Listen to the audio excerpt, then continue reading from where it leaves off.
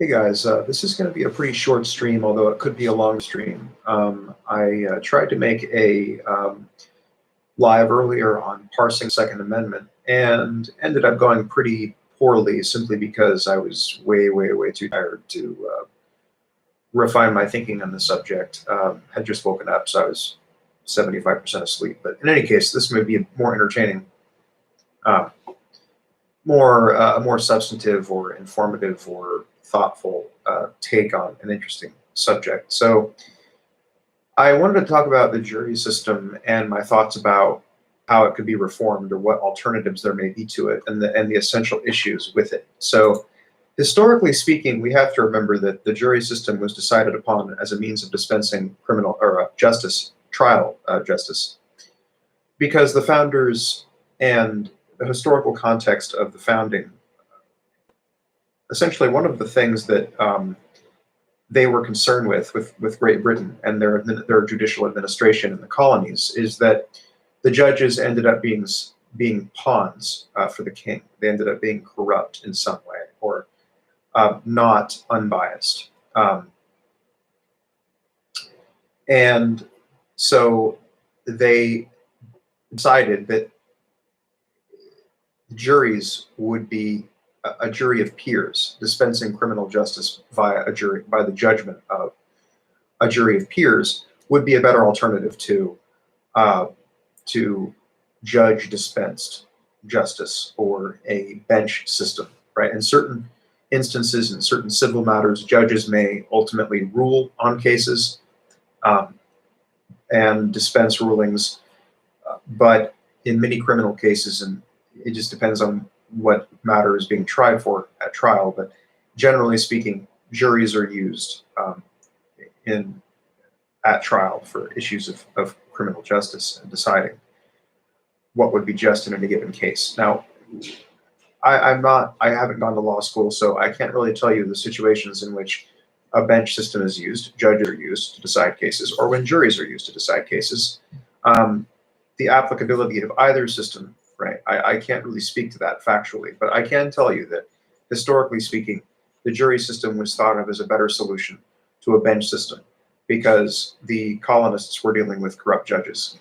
And so they thought that it was better ultimately that a jury of peers of the people decide and dispense criminal justice in any given case. It was natural for them to think that because they were operating in a context where judicial corruption may have been, or certainly was to them, a reality. So that's the reason historically that we had decided upon that system. There are many problems with a jury system, and I could go through maybe a couple. One, a jury of peers doesn't exist because often what happens with a jury of peers is if jurors are sourced from the same community as the suspect or as the accused, often there could be bias because they have a closeness to the suspect. So a jury of peers potentially, if they know the suspect or related to them or within the same community, there's actually a potential for more bias because they may know him or know things about him that are not related to the case, or may make character judgments because they have past experience with them. Usually, of course, procedures will cut out jurors that have a prior relationship or prior knowledge of the defendant. But regardless, the bias is still present there, I think, whether or not procedures can cut out those jurors. Also, one problem with a jury of peers is that the law ends up being applied by non-lawyers. And so jurors, some of the proof standards, some of the evidence admissibility standards in court are very complex, although jurors really don't get to decide on the admissibility of evidence.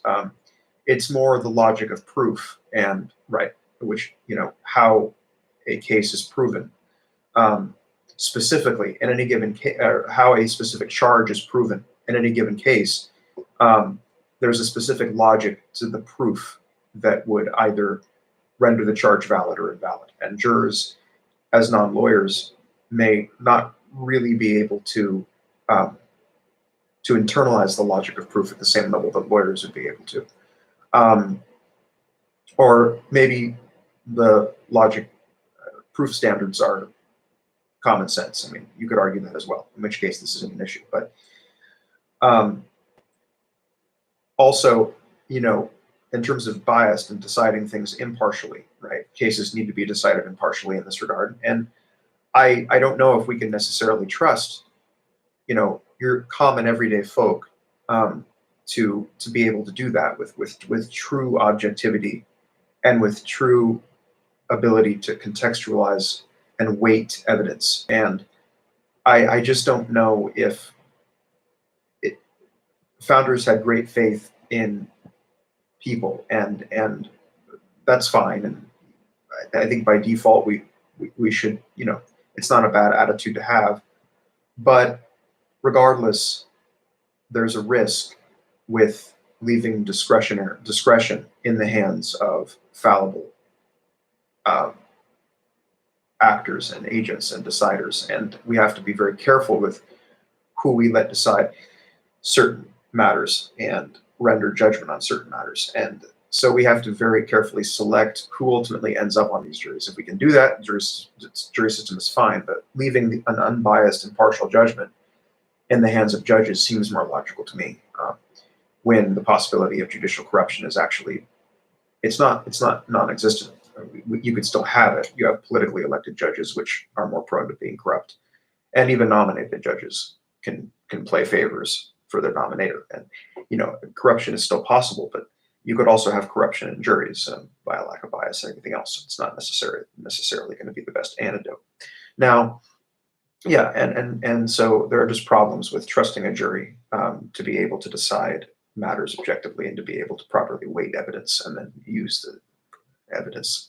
I mean, the Innocence Project has done a lot of studies on DNA evidence and how it's not weighted properly, and it's misused and misinterpreted, and so but judges, having judges, they've been ruling over trials their whole career. I mean, or not maybe their whole career. They may have been a lawyer before, but regardless, they have more experience with both standards of evidence admissibility and with the logic of proof standards and everything else. And so, I think it's better left into the hand of judges and legal professionals anyway to make these types of decisions. I just think there's less bias there inherently, although there may not be.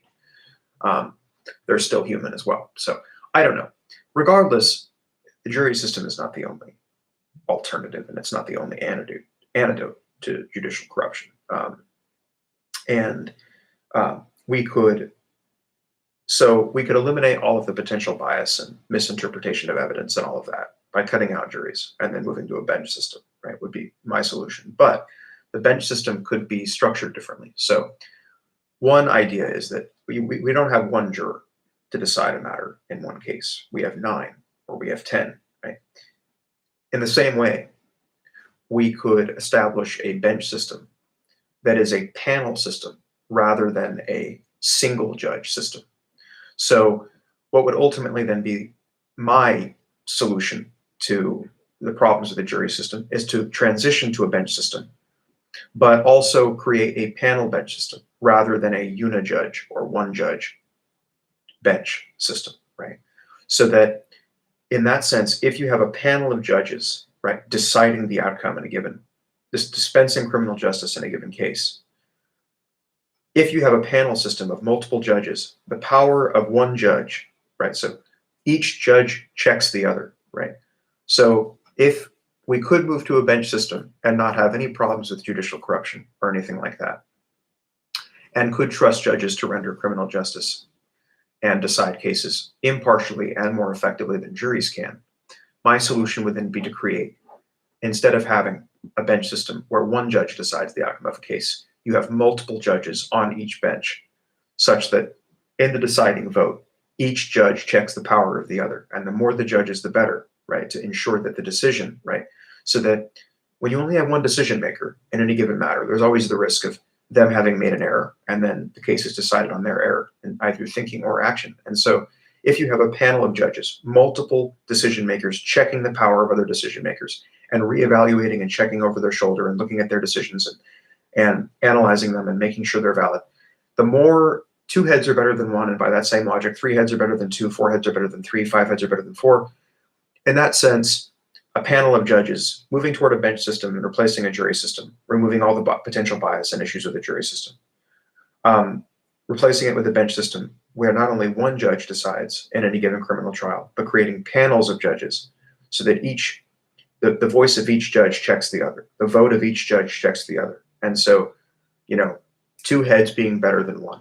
And in that sense, having a panel of judges decide, moving away from a jury system toward a bench system, cases being decided by judges rather than jurors, could work and fulfill all the founders' aspirations for eliminating judicial corruption, but also making decisions more effective and impartial and accurate in any given criminal case by creating, instead of having one judge decide a criminal case, moving toward a bench system, but a panel system as well.